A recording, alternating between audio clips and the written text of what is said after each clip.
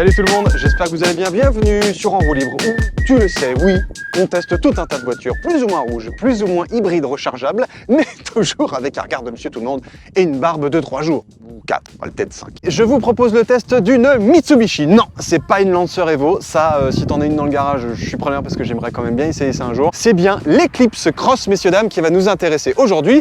Et on va évidemment tester cette Eclipse Cross là en 2 points positifs, 2 points négatifs pour savoir si cet SUV là vaut le coup et si cet hybride rechargeable là vaut le coup. Alors je vous connais par cœur, vous allez me dire eh oh, l'Eclipse Cross, mec, c'est pas spécialement nouveau, on en a déjà entendu parler hein, de cette bête là. C'est vrai, elle est déjà sortie en 2017, mais là quand même, je sais pas si vous le remarquez, on a affaire à un énorme restylage. Tant et si bien qu'on a vraiment la sensation d'avoir une voiture quasiment toute neuve et méconnaissable. Oui messieurs dames, méconnaissable. Et c'est surtout ça qui va nous intéresser aujourd'hui et sur ce Eclipse Cross là, car oui, cette nouvelle version de l'Eclipse Cross n'est disponible, messieurs dames, qu'avec une motorisation hybride rechargeable. Fini le thermique chez Mitsubishi, fini, on n'en veut plus. Et qui dit Mitsubishi Outlander, ça te dit quelque chose ça aussi? C'était un gros SUV qui a été malheureusement arrêté pour des raisons d'homologation en 2020, et du coup, l'Eclipse Cross profite pleinement de toute l'expérience de Mitsubishi en matière d'hybride rechargeable, et on va le voir,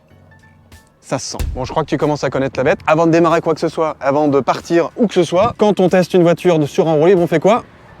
On regarde ce qu'il y a sous le capot. Voilà donc ce qu'on trouve sous le capot de notre Mitsubishi Eclipse Cross. Donc on a bien un moteur thermique, un 4 cylindres qui développe 98 chevaux. Ouais, c'est pas énorme, mais en même temps, c'est amplement suffisant.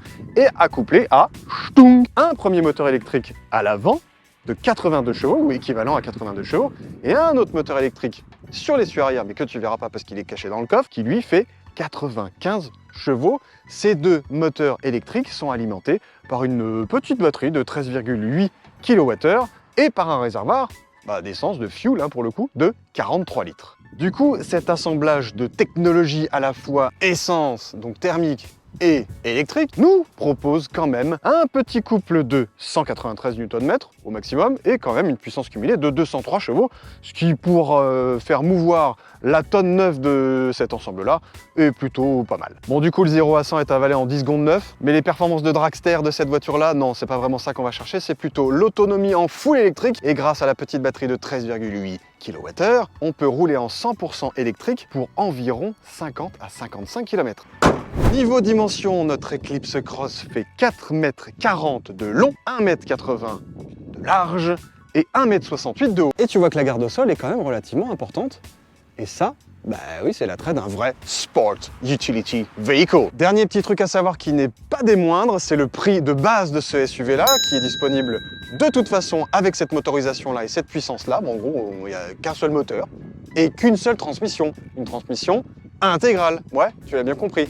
Donc d'entrée de gamme, tu as une transmission intégrale, un moteur de 208 chevaux, et donc, ouais messieurs dames, le SUV hybride rechargeable en transmission intégrale, le moins cher du marché. Ouais. On va rentrer rapidos, parce que d'une, ça caille dehors, et on va rentrer tout de suite à l'arrière, parce que moi tu me connais, j'aime bien me mettre à la place de monsieur tout le monde. Alors par contre, déjà, premier truc, gaffe à la tête. Il y a un petit seuil de toit là, tu peux te prendre la tête dedans, je l'ai fait 2-3 fois que je suis rentré à l'arrière. Donc on se retrouve à l'arrière de notre Eclipse Cross, qui nous propose quand même, écoutez, voilà, un petit peu de place, regarde.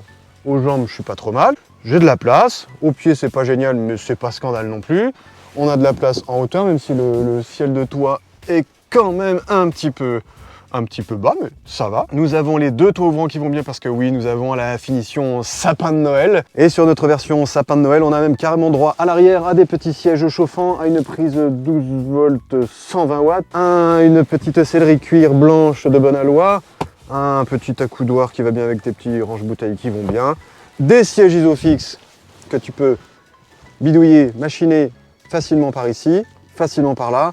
Seul petit bémol par rapport à ces attaches-là et à ce genre de siège-là, pour mettre les ceintures, c'est un peu compliqué. Et même si tu peux sortir un petit peu plus facilement ta ceinture de son logement, il faut bouger le siège, c'est pas forcément évident. Et quand tu as les enfants là-dedans, c'est pas très pratique. Il y a un petit truc assez particulier à l'arrière de cette Eclipse Cross, c'est l'inclinaison des banquettes. Bon, évidemment, là, c'est pas évident de bien te le montrer puisque tu es face à moi. Mais crois-moi, quand tu te mets le dos, t'es assez penché.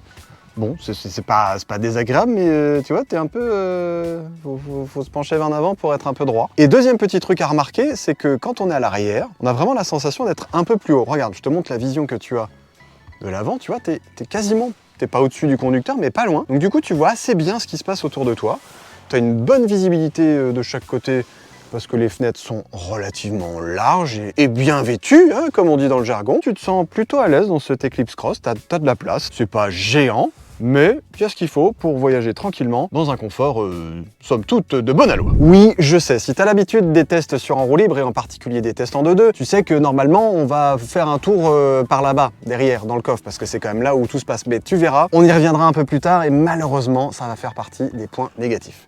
Mais bon, on va quand même commencer par le positif, parce qu'on est comme ça, nous. Le premier point très positif de cette Eclipse Cross, c'est évidemment son rapport qualité-prix. Voilà donc ce que tu vas avoir quand tu vas acheter ton Eclipse Cross. Bon, là, pas dans sa finition la plus haute, puisque c'est pas le but du jeu, hein. C'est quand même pas donné, 47 000 balles pour une voiture comme ça. Tu te retrouves quand même avec une planche de bord relativement simple et agréable à utiliser. Il n'y a pas une débauche de boutons dans tous les sens.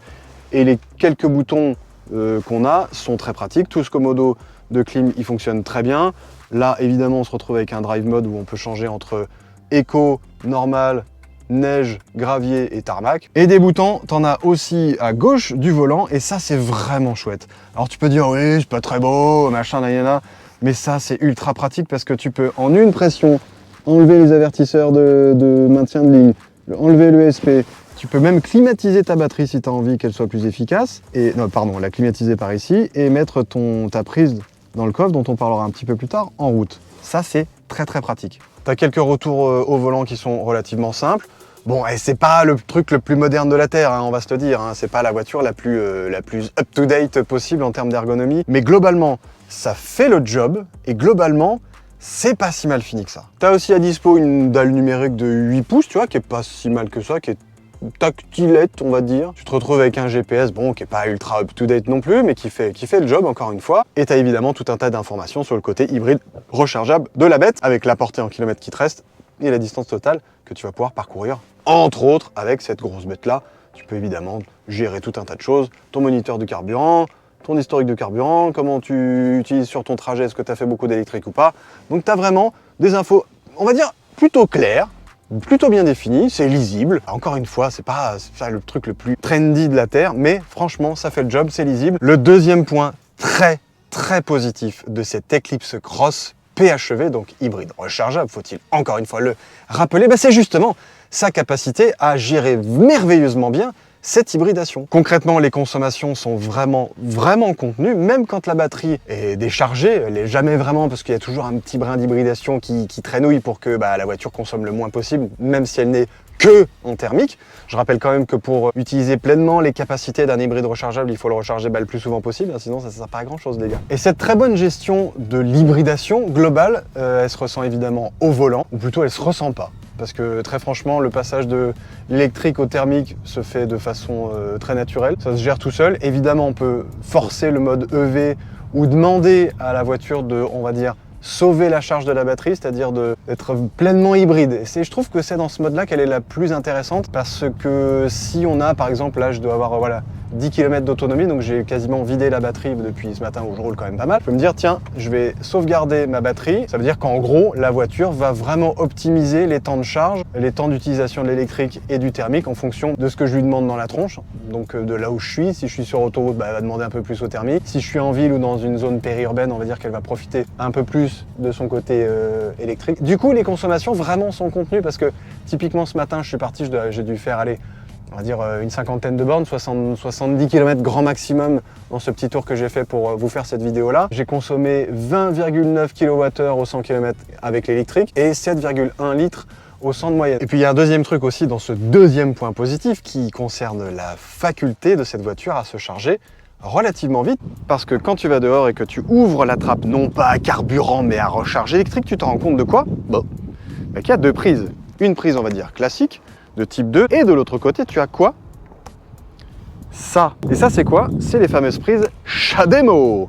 CHAdeMO, en gros, c'est des prises de recharge rapides qui vont te permettre de charger ton automobile jusqu'à 50 kW dans la tronche. Bon oui, je te connais, tu vas me dire, mais qu'est-ce que j'en ai à foutre, moi, de charger une hybride rechargeable en 25 minutes. C'est vrai que la plupart du temps, tu vas la recharger chez toi, tranquillement, sur ta prise, on va dire 220 volts, ou sur ta prise wallbox qui a un peu plus de jus, et tu vas mettre entre, 7 heures sur une prise de 220 volts et 3-4 heures sur une prise 11 kW, ce qui est très bien pour une hybride rechargeable, tu me diras. Mais imagine, t'es à la pompe, et tu te rends compte que toutes les prises de type 2 ont été prises et que il te reste que des CHAdeMO dispo. Et tu fais pas la queue comme un andouille. Tu utilises ta fameuse CHAdeMO et en plus tu vas vite.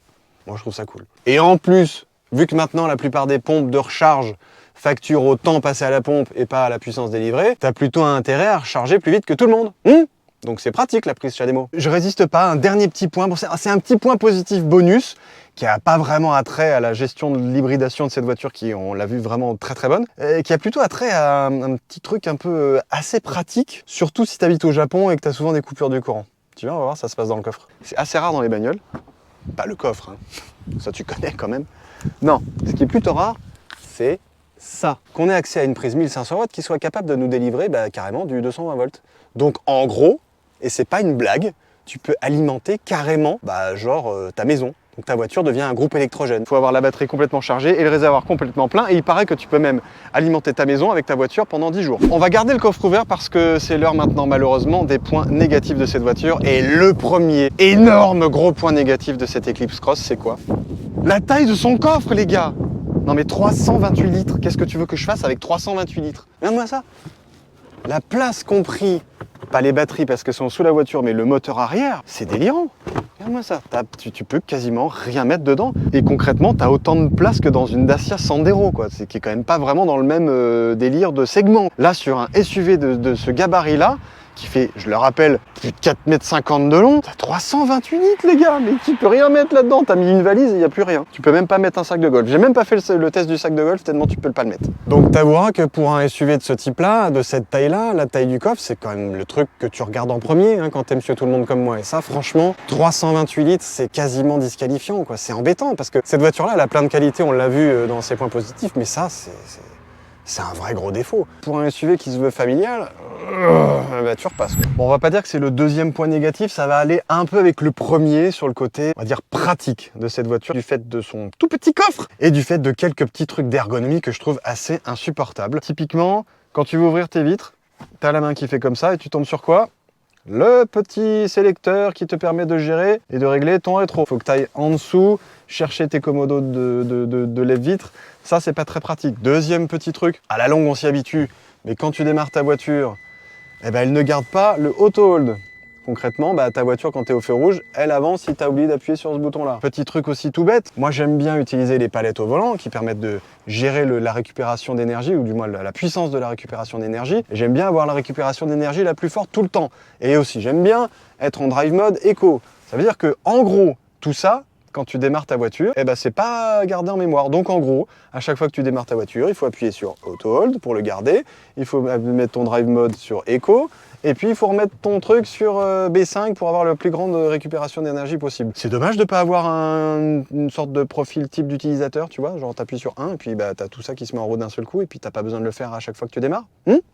Pas très pratique ça. Deuxième point négatif de cette Eclipse Cross, c'est son agrément de conduite, mais qui est vraiment quelconque. Enfin, je veux dire, il se passe pas grand chose au volant, si ce n'est rien. On prend pas énormément de plaisir au volant de ce SUV, même si voilà, évidemment, hein, c'est pas spécialement une voiture plaisir. Mais ce qui m'embête vraiment, moi, c'est déjà d'une que t'as quasiment aucun retour d'information du volant. C'est d'une mollesse assez redoutable, tu sens pas où tu places trop ta voiture, entre le moment où tu passes un coup de volant et le moment où la voiture réagit, il se passe un peu de temps. Le freinage, il faut appuyer comme un bourrin, la pédale est assez spongieuse, c'est pas méga agréable. Et en termes de tenue de route pure, je te laisse regarder comment la voiture valdingue dans tous les sens, en suspension, quand je mets des coups de volant.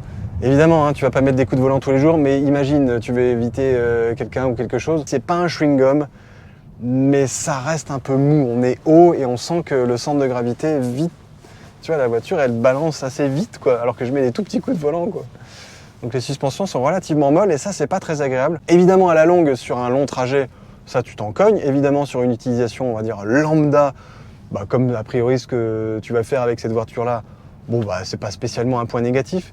Mais je sais pas, moi c'est toujours pareil, j'aime pas trop avoir une voiture déplaçoir. J'ai besoin quand même d'avoir 2-3 sensations. J'ai besoin de me dire, ouais j'ai quand même 200, quasiment 210 chevaux en cumulé. Tu vois, t'appuies dedans, bon bah ça met du temps à venir, le moteur s'emballe. Bon voilà, bon encore une fois, c'est un hybride rechargeable. Bon, c'est pas le but de faire de la course et du dragster avec, je suis d'accord. Mais ça manque d'un petit caractère, ça manque peut-être aussi de liaison au sol un petit poil plus ferme. C'est peut-être pas le SUV le plus sexy de la Terre, c'est peut-être pas le SUV le mieux fini, mais c'est un très bon rapport qualité-prix. Ouais, ok il a des défauts, ok il a pas de coffre, ça c'est un énorme défaut, mais messieurs, dames, et ça, je ne te l'avais pas dit. C'est quand même un véhicule qui est capable de tracter très très lourd vu son gabarit. On tracte jusqu'à 1,5 tonne. Et pour la petite blague, il avait même été élu tracteur de l'année par le magazine Le Monde du plein air en 2021. Ça en dit long sur ses capacités de tractage de caravane ou de grosses remorques si tu as besoin de mettre plein de trucs dans le coffre. Genre tes enfants. Oui, c'est sûr que sur le marché, tu vas trouver des modèles plus esthétiquement aboutis, mieux équipés, peut-être mieux finis ou du moins plus équilibrés en termes de finition que l'Eclipse Cross, mais tu les trouveras forcément plus chers quoi. Surtout si tu veux une transmission intégrale. J'espère que vous en avez appris un peu plus sur ce SUV pas si inintéressant que ça de la gamme de chez Mitsubishi, messieurs dames. N'oubliez pas de vous abonner à la chaîne tant qu'à faire puisque je vous l'ai pas rappelé en début de vidéo, je le fais à la fin. Je vous remercie d'être de plus en plus nombreux et nombreuses à me suivre dans mes débilités automobiles. On se retrouve très vite pour un prochain test et d'ici là, portez-vous bien. À la prochaine, ciao.